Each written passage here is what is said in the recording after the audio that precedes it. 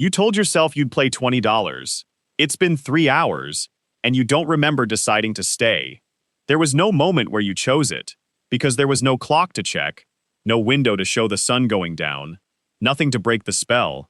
You just kept sitting. That wasn't an accident. Every single thing in that room, the missing clock, the free drink at your elbow, the machine lighting up like you'd won when you'd actually lost, was built for one job: keep you in the chair. Because here's the part almost nobody understands. The casino isn't trying to win your money in one big hand. It doesn't need to. It just needs you to stay, because the longer you sit, the more certain it becomes that you leave with nothing. Let's walk the floor together and watch the machine work. Start with the math, because the math is the whole reason the room exists. Every game in a casino is tilted, not by cheating, by design, right out in the open. It's called the house edge, a small, quiet percentage baked into the rules of every game. 2% here, 5 there. On some machines, 15. It sounds tiny.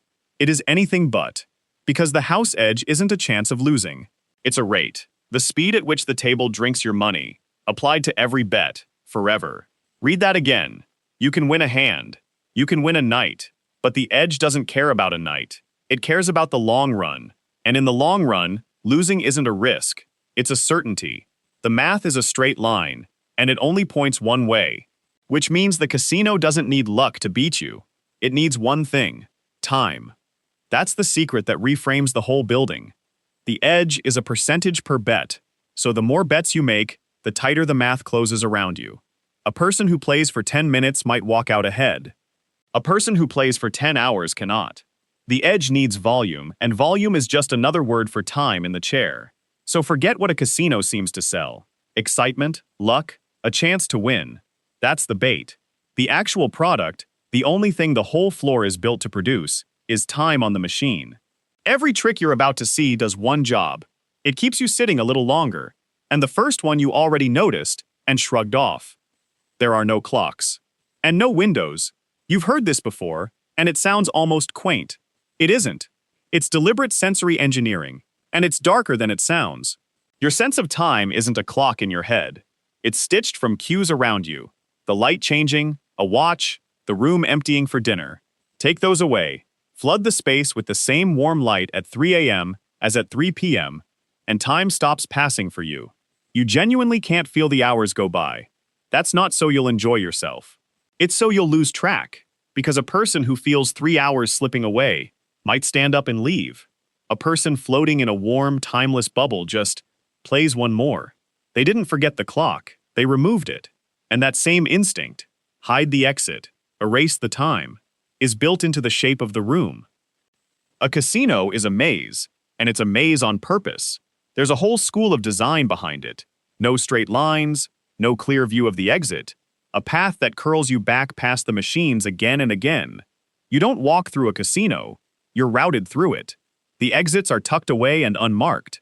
The bathrooms and cash machines are buried deep inside, so reaching them means passing 100 more chances to sit down. Even the carpet is loud and busy on purpose, to keep your eyes up, on the bright machines, never down toward the way out. You think you're wandering, you're being steered, and once you sit back down, the machine in front of you takes over, the most sophisticated device in the building. Because that slot machine isn't a game of chance with lights on it. It's a behavioral instrument, and it's built on the single most powerful principle in psychology. It's called the variable ratio schedule, and we've known about it since B.F. Skinner. Skinner found that if you reward an animal every time it presses a lever, it presses calmly. But reward it unpredictably, sometimes after 2 presses, sometimes 50, never on a schedule it can learn, and it presses compulsively, endlessly, unable to stop.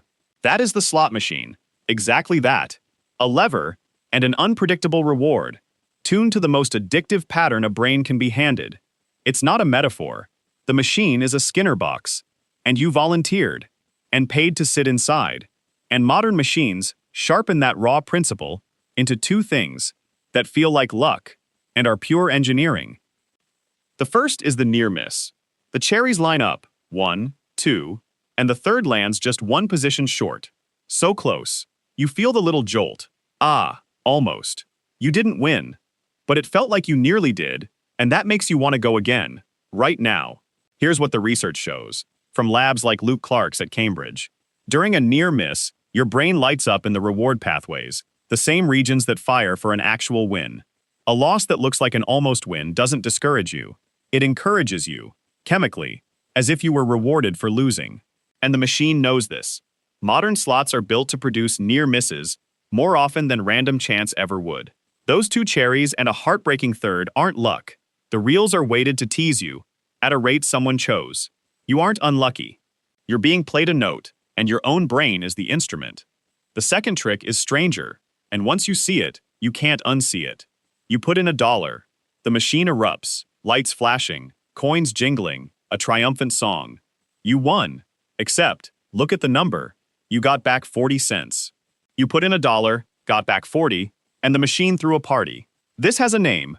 Researchers at Waterloo, including Mike Dixon, call it a loss disguised as a win. You lost 60 cents, but every sound and light tells your brain you won, and your brain believes the celebration, not the arithmetic. Play long enough, and you can be steadily losing money while feeling like you're on a winning streak, cheered on by the very device emptying your account. It works because we trust a flashing light over a number every single time. And to keep that judgment soft, they bring you a drink. The free drink is not hospitality. Ask why a business this precise about money hands you alcohol for free, again and again. It wouldn't, unless the free thing made you spend more than it cost. And it does. A drink lowers exactly the part of you that might do the math, feel the hours, and walk away. It's a tool, poured into a glass. And notice you don't gamble with money. You gamble with plastic discs, or a number on a card, anything but cash. Because handing over a $20 bill hurts in a way that sliding a chip does not. Strip money of its look and weight, and you'll bet it far more easily. They took the pain out of paying, so you'd do more of it. The light, the drink, the chip, all aimed at the same target. Your sense that time is passing, and money is leaving. And that's when the whole thing turns over. So here's the twist, and it changes what you thought you were doing in that chair. You believed you were gambling, testing your luck, playing a game you might win. You weren't playing a game at all. You were being metered. Because remember the math. The house edge means time, not luck, decides your outcome. And it always decides the same way. You were never in a contest with chance. You were sitting inside a machine whose only variable was how long it could keep you there, running a clock you couldn't see toward a result fixed before you sat down. Read that again. The lights, the near misses, the fake wins, the free drink, the missing clock, the maze. None of it is there to take your money. It's there to take your time, because your time is what takes your money for them, automatically, with mathematical certainty. You're not a player, you're the fuel, and the machine is very, very patient. And here's the part that should unsettle you, whether you've set foot in a casino or not. Because that machine got out of the building. Everything we just described, the variable ratio reward, the near miss engineered to feel like almost winning, the tiny wins celebrated with lights and sound, the endless loop with no natural place to stop. None of it needs a casino floor anymore. It's been miniaturized, and it's in your pocket right now. It's in the mobile game that lets you spin for a rare prize. The loot box that flashes gold when you almost get the thing you wanted. The app that showers you in coins for a meaningless win. The feed that refreshes with a pull, handing you a reward you can't predict. Same schedule, same near miss, same designed loop, built by people who read the same research. The casino didn't just design a room, it designed a machine for holding human attention against its will. And that machine escaped, multiplied, and followed you home. You don't walk through the maze anymore. You carry it. So sit with what all of it is really for. The missing clock wasn't an oversight. The free drink wasn't kindness. The near miss wasn't bad luck. And the maze wasn't bad architecture. Every piece was aimed at one thing, keeping you in the seat long enough for a certainty to finish its work. You were never fighting the odds. They were a foregone conclusion. The only thing ever up for grabs was your time. And the one thing the machine can't design around is a person who knows exactly what it's doing. So here's what you do, and it turns the whole thing off.